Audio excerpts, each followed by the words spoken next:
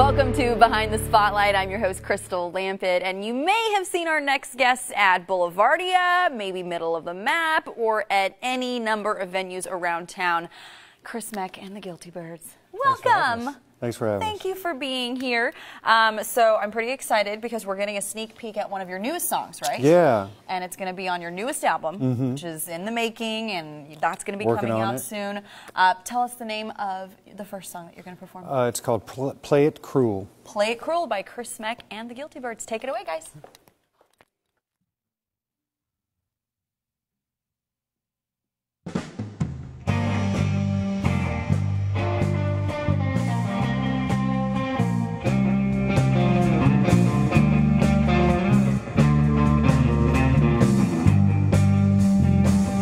If you're gonna twist the knife, dig deep, do it right.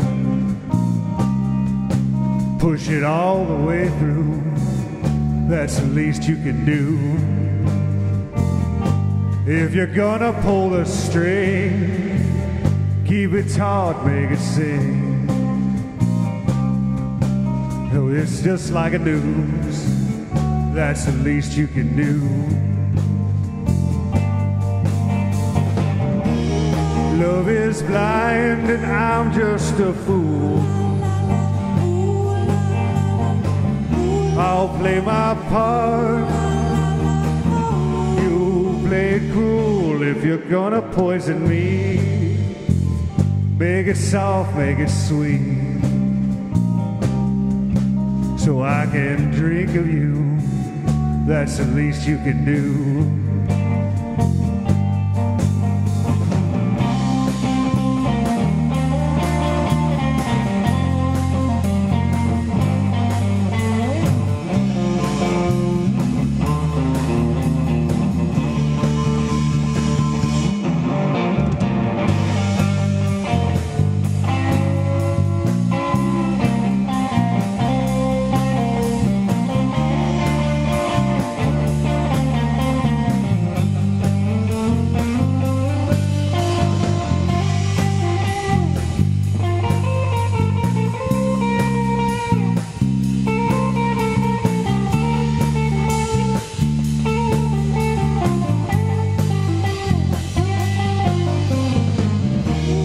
Love is blind and I'm just a fool.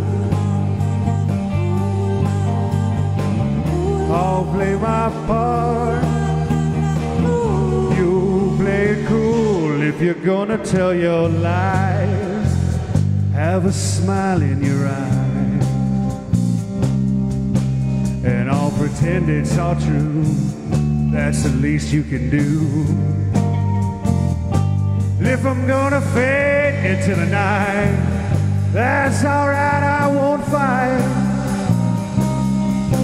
Just make it quick, play it through, that's the least you can do. Love is blind and I'm such a fool. I'll play my part, you play it cruel.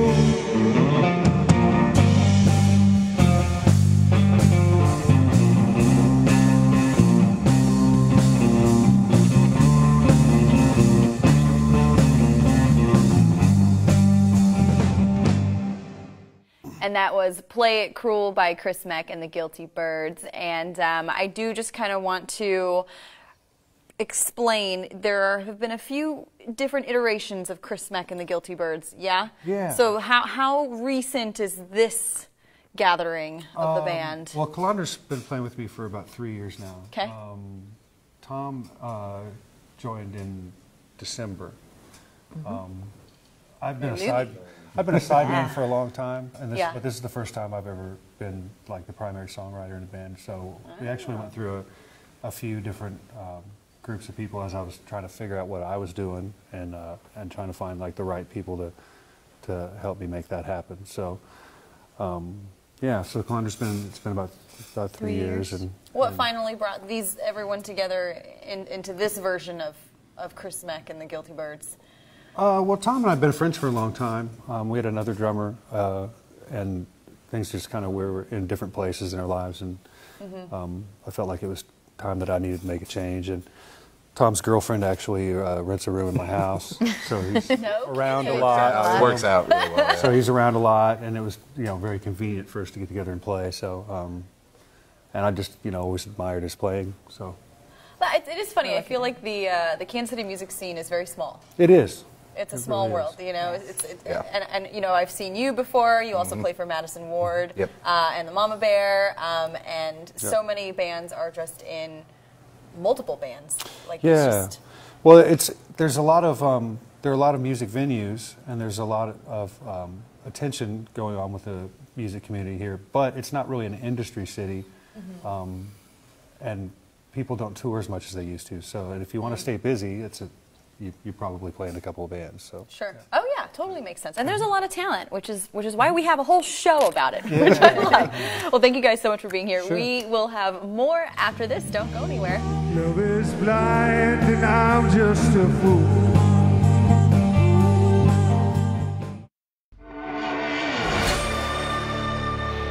Welcome back to Behind the Spotlight. I'm here with Chris Meck and the Guilty Birds, and I do want to get an explanation for the band name. Who are the Guilty Birds? What are the Guilty Birds? The Guilty Birds are what you hear when you're stumbling out of somewhere at 4 o'clock in the morning after making lots of bad decisions, and the birds are already out, sitting on the. And you haven't made it home yet. Yeah, you haven't made it home yet, and they're judging you. So yeah, those are the Guilty Birds. Are they judging you though, or are they cheering you on? I always feel like they're judging me. Oh, I like that. Because maybe so. They're like, maybe so. Maybe you had a really good night. If you can remember it. Just remember the good parts. Let's stick with that. Well, you are working on some new material, and you have had. I mean, the band has had a lot of transition. So I know that you initially started performing with your wife, and then she passed. She had a cancer diagnosis, unfortunately. Tell me about your decision to continue and stick with music and create new versions of yourself and of the band. I mean, that had to have been a challenging process. Well, she passed in 2013, and before she was diagnosed, we were kind of on a career trajectory. We were touring Europe every year, and of course that all stopped. And then after she passed, it's kind of like every time a band ends, you kind of have to start over. And I decided that I needed to have at least one thing that would be a continuous body of work, and I assumed that I would still continue to do sideman work, and I still do occasionally for other people. I played with the Architects for a couple of years, and I still do like session work for people and do one-off gigs and things like that. But I felt like I needed to create a body of work that would continue, so at least there would be one thing that I don't have to start over. Like a constant. Right.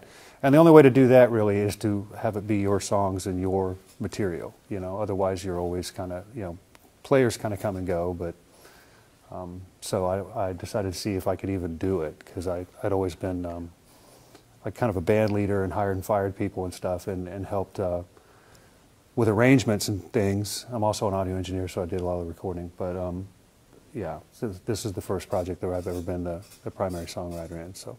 Well, for all of you, what do you think it takes to have a constant, cohesive band? I mean, what are the things that work? What are the things that you've learned over the years? And this is for anybody. Well, the best thing is to pay people. That always helps. And to really enjoy it. In every industry. Yeah. I mean, that's definitely a lesson that I learned a long time ago. And unless you're the Rolling Stones, people kind of come and go, and even in that band, people have come and gone. And it's really not necessarily a negative thing. I mean, people play music together for a while, and then when it suits them, and when it doesn't suit them all, then they don't. And sometimes people come back that have been gone, and that's okay. It's all just part of a growth process that never really ends. So you got to have a good just foundation, personal relationship too. That's one thing I've noticed in past bands, where if someone starts gnawing at you early, the clock's running at that point. Isn't that interesting though too? Because it's like any relationship. If you started off on a bad foot, Yeah. It's probably going to continue. That resentment can grow, and it just sort of becomes like that is now the trajectory of where that's going. Before I started, I've seen the two of them at their worst, and they've seen me at my worst. So we knew what we were getting into. I'm curious to know what the worst was. Oh, no, we don't need that. We don't need to go into that. Guilty birds are involved. There were lots of guilty birds. The guilty birds were there, witnessed it. It was okay. Yeah. That helps, though, right? I mean, it's real life, and everyone has human moments. Sure. And I imagine when you guys are on the road, you're around each other 24/7. That's a test for anyone in any relationship, with friendship, band. I mean, it's kind of a high stress environment too. So like that's going to bring out anything that's kind of hiding in the background. Yeah, absolutely. So communication is definitely key. You have to. If something's annoying you, speak up quickly. Don't let it sit. Get it off your chest. Just get it out there, and move on. And you have to also, let people be who they are and understand that, you can't control that. And, you can't? Wait, what? Hold on. You can't control people? It's amazing it's amazing how much people try. Yeah. Really, it's best to just kind of let people be who they are, and if it works, then it works, and if it doesn't, then that's okay too. I feel like this is great, just general life advice, honestly. Right? I mean, accepting people for who they are and where they're at. Like you said, it does sound like, especially in band situations, sometimes you got to let people come and go. I mean, of course you have to let them, but it's just part of it. Yeah, it's just part of the deal. It's flowing, and it And it doesn't. It doesn't have to be a really negative thing. It's just, and sometimes people come back, and that's fine too. Yeah. Sometimes it works out.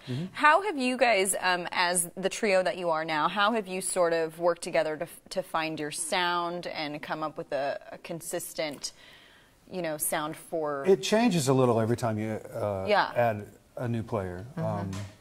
And you just kind of have to have an open mind that's going to be the way it is. And I feel like it's been a positive change. It's just but it is definitely a different dynamic, The drummer that we had before was Michelle Bacon, and she did a lot of harmony vocals, so it was kind of like more of a Phil Spector girl group kind of thing.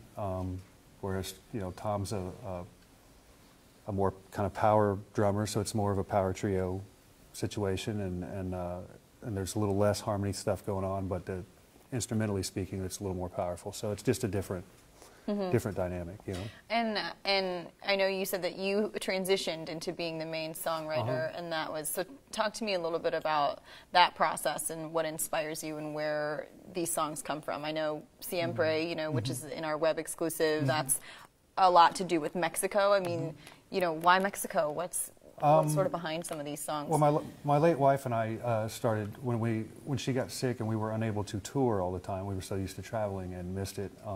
But we could take like short trips, and so we started going to Mexico, to a town there called Tulum, which is really beautiful. And I still go at least once a year when I can. And the entire first record actually was written in 2 trips to Mexico. Something about kind of getting out of your regular home environment, regular stresses, is helpful for me anyway to write. When I'm at home, I'm worried about paying bills and dealing with all that, and it's easier for me to kind of get away. So I'm overdue. This year, I need to finish this after the winter, you're kind of like, all right, time to go. And this was a real winter too, so we had one of those in a couple of years. So.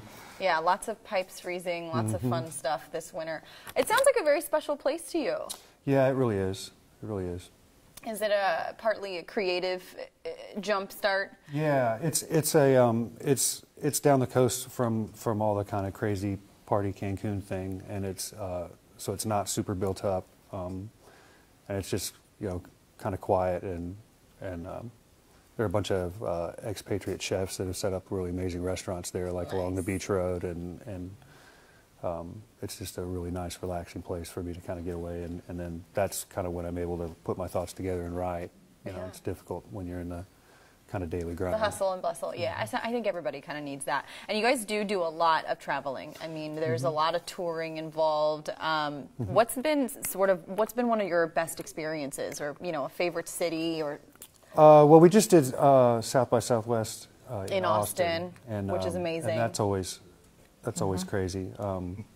Last year we opened up for Eddie Money. That's true. Yeah, last year we did a music festival in Leawood, and we opened up for Eddie Money. And that was really good. Yeah, that was a fun show. Yeah, that was fun. We also played with Los Lobos at Knuckleheads. Los Lobos, I love Los Lobos. I think they're the best live band on the planet. Really? They're so good. And they were actually really friendly too, and like came out of their dressing room and watched us play, and then and they were really complimentary, and yeah, they're really nice guys. Yeah, it's nice when you idolize someone and then you meet them in person, and they are also amazing. They sound amazing, and they treat you. I've had the opposite experience a couple times, and it's like, oh man, you know, but yeah, it's really nice when they're just really cool, and those guys are really cool guys. So that's awesome. Great to hear. And you do perform around Kansas City a lot as well. So I'm curious, what's kind of one of your favorite venues around here? My favorites, for different reasons, it would be Knuckleheads and the Record Bar. Okay. Those are kind of my two favorite places in the city to play. Any particular reasons why? They really treat you well at Knuckleheads, even if you're like the local band that's opening for nationals or whatever. There are so many stages, and even if you're the opener, you get your own dressing room, and they're just really nice. They have a good green room. Yeah, and the staff is really friendly, and it's just like it's a really interesting kind of offbeat venue. And then the Record Bar, I'm also an audio engineer, so I've worked there on and off over the years too, and I've known the owners for 20 years, and they're just hearts in it for the right reasons. The right reasons. Yeah, that makes a difference. How about you guys? Any shout outs to favorite venues in KC? To be honest, it's hard to rank them, really. I'm a huge Record Bar fan. I go there a lot. I call it my second home. I live here under the bar.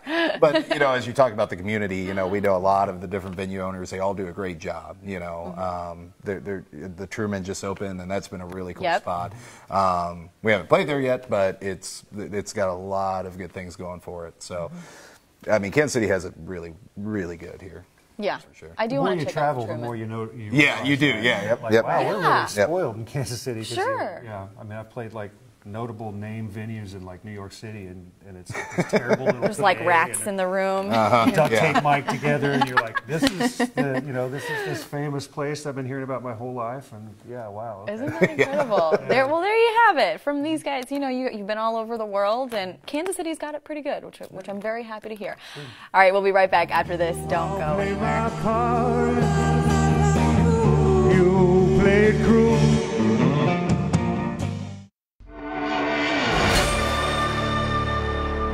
Welcome back to Behind the Spotlight. We do have one more song from Chris Meck and the Guilty Birds. And this is one that's on your first album, right? Yeah. Torium, somewhere. And if people want to find that album and find more of your new music, where can they go? It's on everywhere online. So iTunes, and you can actually also access that through our website, which is just chrismeckandtheguiltybirds.com. And I was just tagging you guys on Instagram, all the social media, all that jazz. We're about everywhere, yeah. You're ubiquitous. You can't avoid them. Okay, well, I'm looking forward to this last song. It is called Train by Chris Meck and the Guilty Birds. Take it away.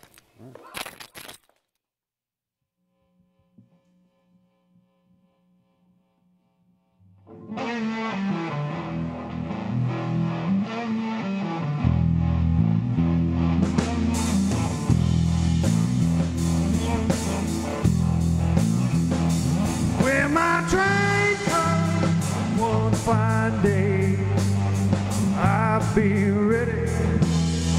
I'll be ready. Hear that whistle round the bend. Don't you worry. Don't you worry. If it be tomorrow, I can leave my sorrows behind.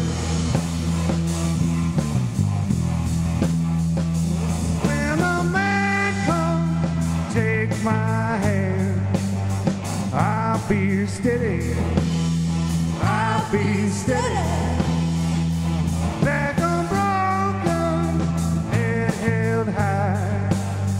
Don't you worry.